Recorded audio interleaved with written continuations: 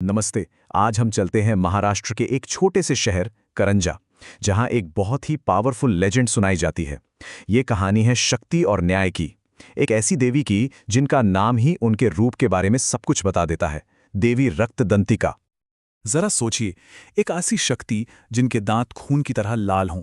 जी हाँ, ये कोई और नहीं बल्कि मां चामुंडा का ही एक बहुत ही फियर्स, एक संहारक रूप है, देवी रक्तदंतिका। और यही जो पावरफुल और थोड़ी डरावनी इमेज है ना, यही इस पूरी कहानी का सेंटर पॉइंट है। अब देखिए, हर बड़ी कहानी की शुरुआत किसी न किसी बड़े संकट से ही होती है ना? करंजा की कहानी भी कुछ ऐसी ही है। एक वक्त था जब ये पवित्र धरती असुरों के जुल्म से, उनके अत्याचार से कांप उठी थी। और ये कोई छोटा मोटा डर नहीं था। मतलब आतंक का साया इतना घना था कि लोग अपने घरों से बाहर निकलने तक में डरते थे, कैद होके रह गए थे। और तो और असुरों की ताकत इतनी ज्यादा बढ़ गई थी कि स्वर्ग में बैठे देवता भी परेशान हो गए थे कि भाई ये हो क्या रहा है। तो अब जब कोई रास्ता नहीं बचा, सब कुछ ट्राई कर लिया, तब देवताओं ने आखिरी उम्मीद से उस सबसे बड़ी शक्ति की तरफ देखा जो इस पूरी सृष्टि का सोर्स है। उन्होंने आदिशक्ति से, मतलब यूनिवर्सल मदर से प्रार्थना की। ये देवताओं की एक डेस्परेट प्ली थी, उनकी आखिरी उम्मीद। उन्होंने मां से गुहार लगाई, हे मां, हमारी रक्षा कीजिए, ये धरती आतंक से तड़प रही है, करा रही है। और देवी का जवाब बिल्कुल क्लियर और डिसिसिव था। उन्होंने ऐलान किया, विनाश का समय आ चुका है, अब मैं रक्तदंतिका के रूप में आऊंगी। बस इतना सुनते ही देवताओं की जो निराशा थी वो डिवाइन जस्टिस की उम्मीद में बदल गई। और फिर वो पल आ ही गया। करंजा के घने जंगलों के बीच अचानक एक दिव्य रोशनी फट पड़ती है। ये देवी के आने का सिग्नल था। ये साक्षात क्रोध का, जस्टिस का अवतार था जो जमीन पर उतर रहा था। उनके रूप की सबसे पहली पहचान उनके दांत थे, बिल्कुल खून की तरह लाल। और यही तो उनकी पहचान थी। इसी से तो उनका नाम पड़ा रक्तदंतिका। फिर आती हैं उनकी आंखें, एकदम तेजस्वी। ऐसा लग रहा था मानो पूरे ब्रह्मांड की आग उनकी आंखों में समा गई हो। उनका जो विशाल और भयानक रूप था ना, वो ऐसा था कि किसी भी दुश्मन का दिल बस देखकर ही डर से कांप जाए।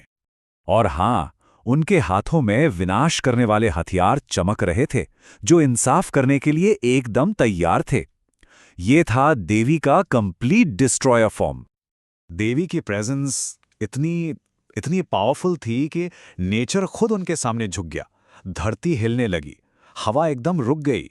ऐसा लगा जैसे पूरा यूनिवर्स उनके इस दिव्य गुस्से के आगे सिर झुका रहा हो।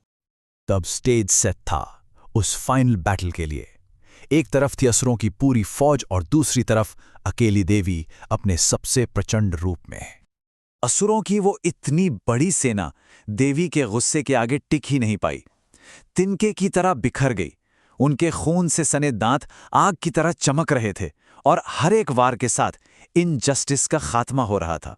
ये कोई जंग नहीं थी, ये तो एक तरफा विनाश था। असुरों का विनाश हुआ और करंजा की धरती पर शांति का एक नया सवेरा हुआ। लेकिन कहानी यहां खत्म नहीं होती। देवी की ये जो जीत थी, ये एक ऐसी लेगेसी की शुरुआत थी जो आज तक जिंदा है। उसी जीत के सम्मान में पुराने जमाने के ऋषियों ने ठीक उसी जगह पर एक मंदिर बनवाया। आज इसी मंदिर को हम रक्तदंतिका देवी मंदिर के नाम से जानते हैं और ये महाराष्ट्र के सबसे जरूरी शक्ति स्थलों में से एक माना जाता है। आज भी हजारों लोग मां के दर्शन के लिए आते हैं, कोई संतान का आशीर्वाद मांगने, तो कोई अपने मन के डर को दूर करने के लिए प्रार्थना करने। कई लोग अपने दुश्मनों पर जीत की कामना भी करते हैं। इससे पता चलता है कि देवी की शक्ति का असर आज भी लोगों की जिंदगी पर कितना गहरा है।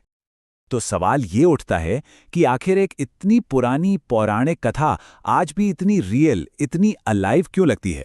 शायद इसलिए क्योंकि ये हमें याद दिलाती है कि अंधेरा चाहे कितना भी गहरा क्यों ना हो, इंसाफ और रक्षा के लिए एक डिवाइन पावर हमेशा मौजूद है। एक ऐसी शक्ति जो हर दौर में, हर युग में बुराई को खत्म करने के लिए तैयार रहती है।